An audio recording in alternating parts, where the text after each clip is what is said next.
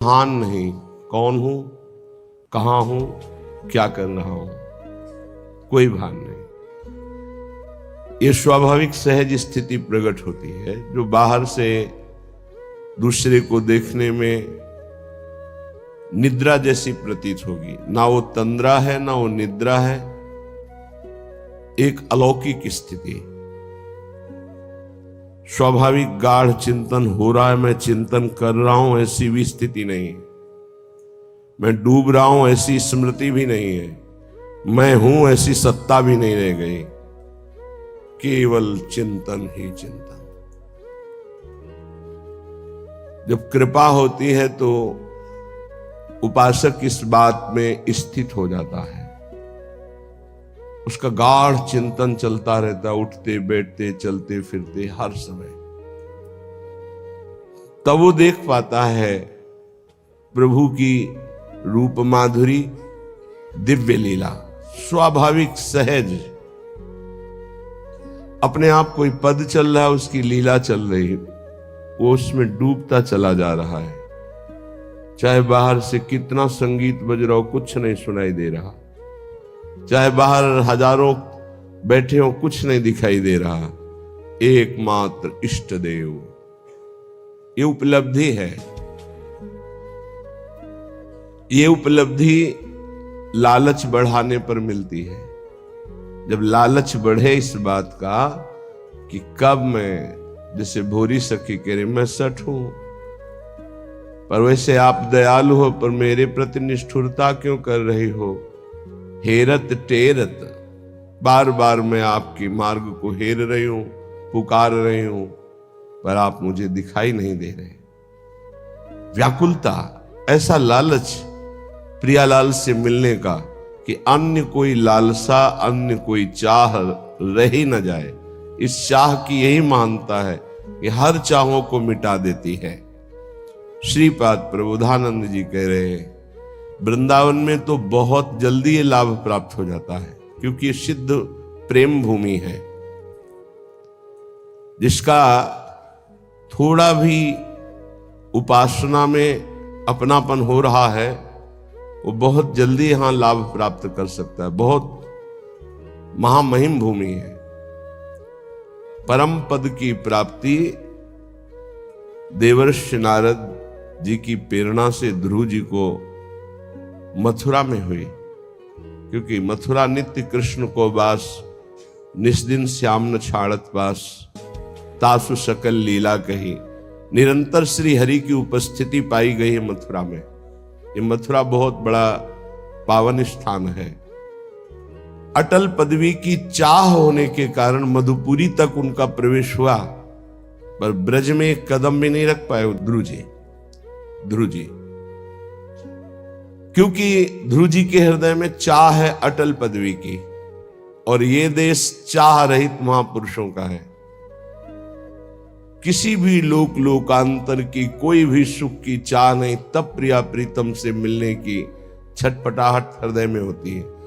तो ध्रुव जी के हृदय में प्रिया प्रीतम की मिलने की चाह तो थी नहीं, अटल पदवी की चाह थी। तो अटल पदवी प्राप्त कराने के लिए तो मथुरा ही समर्थ है। मधुपुरी में 6 महीने साधन किया और अटल पदवी प्राप्त कर ली। भगवत साक्षात्कार हुआ चतुर्भुज भगवान नारायण का, और नारायण की कृपा से आज भी वो अटल पदवी में विराजमान है। लेकिन ये श्रीधाम वृंदावन, ये तो प्रेम भूमि है। उद्धव जी को कोई साधना नहीं करनी पड़ी, गोपियों की चरण धूलि का स्पर्श होते ही सारा ज्ञान ढक गया और प्रेम का प्रकाश हो गया। ये वो भूमि जो बहुत जल्दी लाभ दे। श्रीपाद कह रहे, बस देहेस्मिन्नति कुत्सिते त्यज वृथाध्यासं यतः संस्मृति घोरा चिन्तय चिदघनं निज वपुः सर्वञ्च वृन्दावने घोराः सन्तु विपत्तिकोटय इह त्वां याहि नो विक्रिया मारब्धक्षय मावसै तदथ तन्नाथौ सदा खेलय। तुम्हारी भगवत प्राप्ति में सबसे बड़ी बाधा है शरीर राग है। देहस्मिन अति कुत्सिते, बहुत गंदा है शरीर, बहुत गंदा। अगर ये चिकनी चमड़ी ना हो तो इसे कोई देखेगा नहीं, बहुत गंदा है। जिधर देखो गंदगी ही गंदगी इसमें है। कभी पेट नहीं भरा, खाते खाते जीवन हो गया, देखते देखते आंखें कमजोर हो गई, चश्मा लगाने लगे, फिर भी देखना, फिर भी सुनना, सूंघना, भोगते भोगते मरणासन स्थिति आ गई, फिर भी भोगना। क्या ये नाटक है? भूत के लड्डू। ना खाए तो तरसे, अगर खाए तो मरे, क्योंकि इसमें कुछ है ही नहीं। पर बहुत विचित्र है, ना खाए तो तरसे। सौभाग्य मनाते हैं कि उनको, जिनको ये भ्रम नष्ट हो गया है, भोगों में सुख नहीं है। अहो भाग्य। देहस्मिन् नति कुत्सिते त्यज वृथाध्यासम यथा संस्मृति। इस संसार के बंधन का मुख्य कारण कुत्सित शरीर में, देह भाव में मैंपन हो जाना है। ये वृथा झूठा अध्यास है, तुम शरीर नहीं हो। यदि तुम गुरुदेव की उपासना के द्वारा प्रवीण हुए विवेक रूपी अस्त्र से इसको काट पाओ, तो कह रहे इसी समय तुम चिदघन स्वरूप में स्थित हो जाओ वृंदावन की कृपा से। घोरा चिंतय चिदघनम निज बपु सर्वंच वृंदावने। जैसे आप शरीर में स्थित बाह्य दृश्य देख रहे हैं, ऐसी स्थिति होती है। चेतना लुप्त, बाह्य दशा खत्म, आंख खुली हुई है, वो अपने स्वरूप में स्थित है। बाह्य कोई भी दृश्य नहीं समझ में आ रहा, मैं कौन हूं, कहां हूं, बुद्धि निर्णय ही नहीं कर पा रही। वो तदात्म भाव को प्राप्त होते, जैसे कोई ये डूबा डूबा डूबा गया, वो गया। अब अंदर जो चल रहा है, बाहर कोशिश कर रहा है, निकालूं, बात करूं, व्यवहार करूं, गया। अपने चिदानंद स्वरूप में अहम स्थित हो गया है। किशोरी मात्मानम किम सुकुमारी मुकले। ये बिना थोड़ा भाव आए ये बात समझ में नहीं। ये समझ के परे की बात, आश्चर्य की बात, आश्चर्य की बात, सर्वाश्चर्य की बात, ऐसा कभी नहीं हुआ। पद्मासन लगाकर बैठे हैं, प्रयास किया है, 2-3-4 घंटे आसन पर बैठे, शून्याकार स्थिति पर चेतना रही है। मैं पद्मासन में बैठा हूं, ऐसी चेतना रही है। ये शरीर पद्मासन में है, मैं चिंतन कर रहा हूं, ये चेतना रही। पर ये वृंदावन का अद्भुत चमत्कार हुआ कि मैं स्मरण कर रहा हूं, यही गायब हो गया। वो एक अलौकिक स्थिति जिसका अनिर्वचनीयम प्रेम स्वरूपम, उसका वर्णन ही नहीं हो सकता, बड़ा आश्चर्यमय। इसीलिए कहते वृंदावन सर्वाश्चर्यमय है। आप सच्ची मानिए, ये साधन के लिए कह रहे हैं श्रीपाद, लेकिन यदि ईमानदारी से गुरु प्रदत्त साधन में आप लग जाएं तो इसका कोई महत्व ही नहीं रह जाएगा। ये कुत्सित देह का राग ऐसे हट जाता है, वाणी की सामर्थ्य नहीं उसे बता सकूं। वो कैसे कैसे होता है कि जैसे आदमी फिसला और गया है, डूबा, बस डूबा। अब उसको कैसे वर्णन करें? वो डूबना चाहता नहीं है, वो डूबने की योग्यता नहीं है, कुछ अपने आप फिसला और डूबा। ऐसा है वृंदावन, फिसला और डूबा। और एक फिसला और डूबा, एक जबरदस्ती उठा के फेंक दिया गया उसमें, कुछ ऐसा भी है। बिल्कुल बहिर्मुख वृत्ति है, बिल्कुल एकदम। ये बहुत दसियों वर्ष पहले कोई सांसारिक घटना, एकदम किसी भी महापुरुष को वो देख रहे हैं बाहर से, कुछ दृश्य और है, अंदर की लीला उसमें डुबो दी, उसी में डुबो दी। ये वृंदावन अलौकिक धाम है, सच्ची मानो अलौकिक धाम है। लीला में डुबो दे, कोई भी दृश्य, कोई भी दृश्य।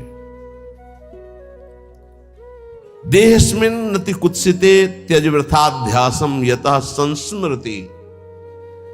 इसकी स्मृति भी न रह जाए देह की, ये अपने की नहीं होता। यह गुण साधन ते नहीं हुई, तुम्हारी कृपा पाओ को, मतलब कहीं किंचन मात्र भी अपना कोई इसमें साधन बल नहीं है। जैसे कोई सोचे कि बहुत साधना करने पर ऐसा नहीं, बिल्कुल नहीं। ये हम अपने हृदय की बात कहते हैं। इसमें साधन पक्ष नहीं, साधन असाधन हटाने के लिए है। इसमें कृपा पक्ष बहुत जोर का होता है, एकदम लीन। लीन का मतलब शुद्ध ही नहीं है, शुद्ध ही नहीं है, चिदघन स्वरूप में स्थित। स्वापर सकल वस्तुन्यत्र सुरेंद्र कोटि छवि सुविमल सच्चिद विग्रहे सद्गुण उघई। स्वा पर विस्मृत, स्वा भी सच्चिदानंद विग्रह, पर भी सच्चिदानंद विग्रह।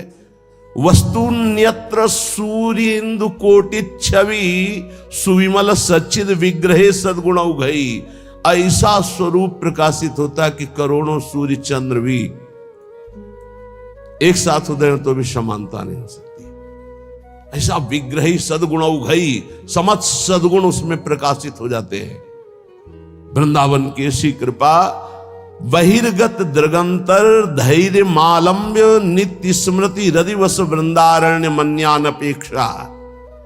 अन्य की अपेक्षा न रखते हुए प्रियाजू के अनन्य हो करके जिसका नित्य स्मरण कर रहे हो, वो ऐसी कृपा करता है कि अंदर ही अंदर उत्तम गुण समूह से युक्त पूर्ण सच्चिदानंद बपू का प्रकाश कर देता है।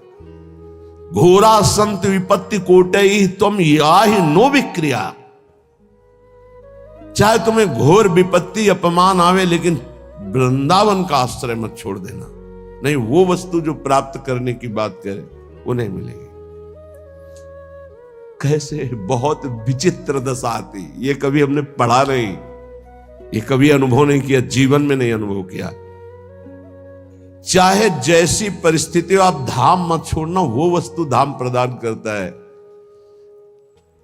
जो कभी हमने नहीं पढ़ा, किसी ग्रंथ में नहीं पढ़ा। सच्ची मानना होगा कोई संकेत, ऐसा हम नहीं कहते कि नहीं लिखा, होगा कोई संकेत,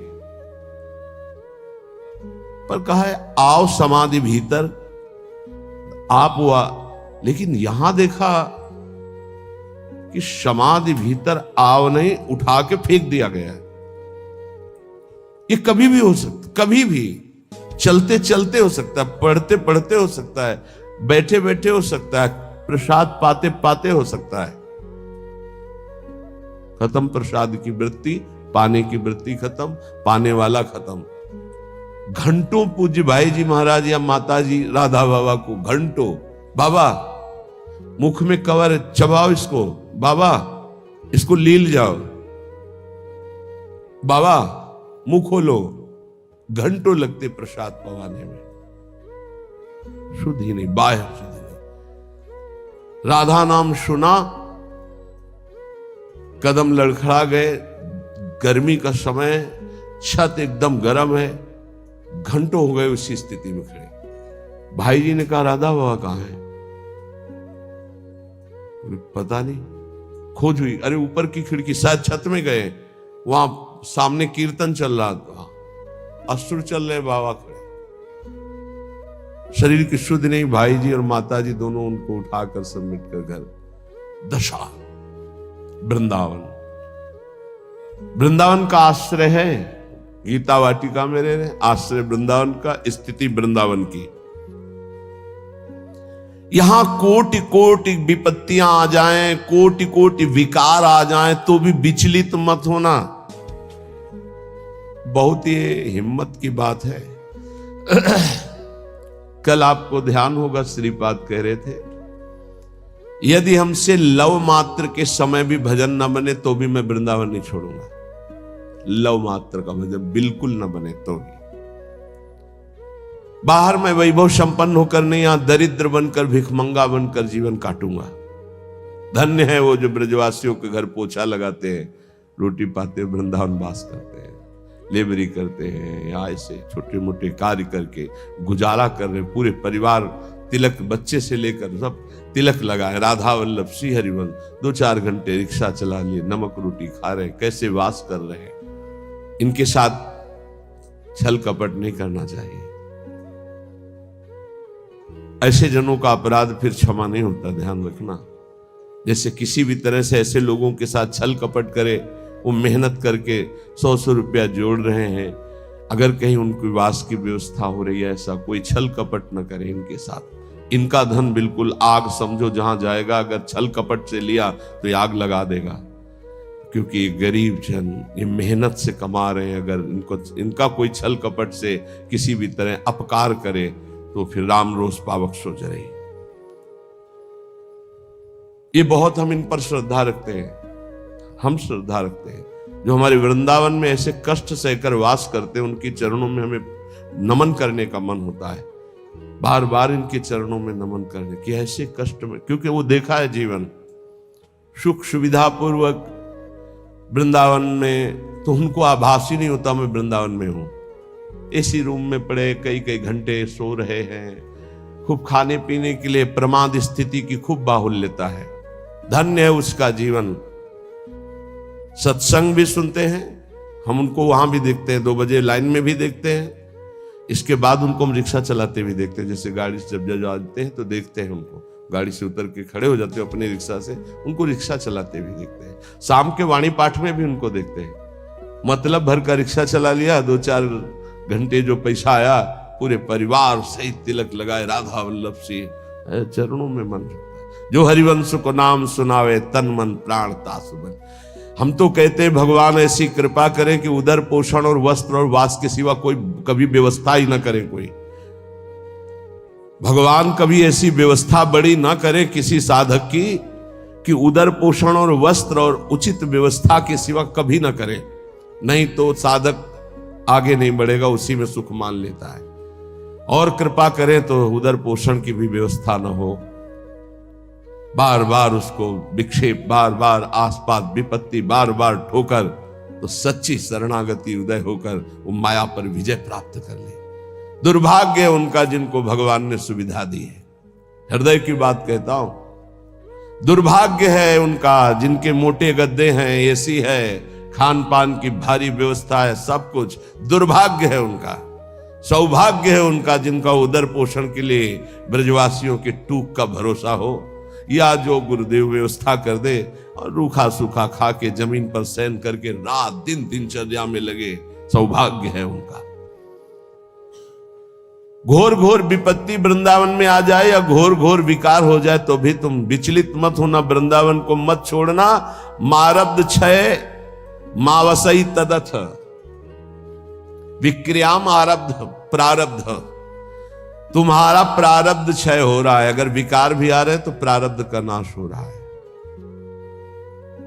किसी विषय पर किसी ने पूछा ऐसा क्यों हो रहा है हमारे संग, ऐसा क्यों हो रहा है, हमारी चाह नहीं है, हमारी कोई मांग नहीं है, ऐसा क्यों होता है? ऐसा इसलिए होता है कि तुम्हारा प्रारब्ध क्षय हो रहा है। जिस दिन प्रारब्ध क्षय हो जाएगा तो मांगने पर भी नहीं मिलेगा। चाहे दुख हो या सुख, मांगो तुम दुख तो मिल जाएगा क्या? ऐसे सुख मांग रहे हो मिल जाएगा क्या? बस धैर्य पूर्वक अपने प्रारब्ध क्षय का इंतजाम। मारब्ध क्षय मां वसई तदथ। वृंदावन वास करते हुए अपने प्रारब्ध क्षय को केवल देखो। दुख आ रहा है, प्रारब्ध क्षय हो रहा है, सुख आ रहा है, प्रारब्ध क्षय हो रहा है। न दुख में हमें दुखी होना, न सुख में फूलना है। तो तन्नाथो सदा खेलय, ये बड़ी बात है पूरे श्लोक का भाव। ये देह अस्मिन देहे कुत्सिते, ये देह बड़ी गंदी है, इससे प्यार मत करो। अपनी देह से तो औरों देह से प्यार होगा ही नहीं। त्यज वृथाध्यासम यतः, इसका अध्यास छोड़ो कि मैं स्त्री हूं, मैं पुरुष हूं। झूठा है, न तो स्त्री न पुरुष है। संस्मृति घोरा चिंतय चिद घनम, ये घोर फंसाने वाली स्मृति है कि मैं स्त्री हूं, मैं पुरुष हूं। तू चिद घनम, तू चिदानंद स्वरूप है। निज बपु तेरा सहचरी रूप है। सरवंच वृंदावने, ये संपूर्ण वृंदावन में महाप्रेम रस का रसास्वादन कराने वाला निज बपू तेरा सहचरी स्वरूप है। इसलिए इस स्वरूप की प्राप्ति के लिए घोरा संत विपत्ति कोटे ही तुम याहिनो विक्रिया मारब्ध क्षय मावसई तद तन्नाथो सदा खेले। जो अपने प्रारब्ध भोग को भोगता हुआ, क्षय करता हुआ, शरीर भाव में नहीं स्थित है, शरीर भाव का त्याग कर स्वरूप भाव का चिंतन करता रहता है। निज वपु सरवंच वृंदावने, संपूर्ण वृंदावन में अपने निज वपु में ही कि मैं श्री जी की दासी हूं, मैं सहचरी हूं, इस ठसक में तो बोले तन्नाथो सदा खेले, वो युगल किशोर के साथ खेलने का अधिकार प्राप्त कर लेता है। ये वृंदावन प्रदान करता है। दिव्य स्वर्ण सुनील रत्न सुभगम लीला सनालारुणाम भोजो श्री मुरलीधरम प्रथुल सद्वेणी सुहारोज्वलम संबीतोज्वल शोणपीत वसनम कंदर्प लीलामयम श्री वृंदावन कुंज एव किमपि ज्योतिर्द्वयम सेव्यताम।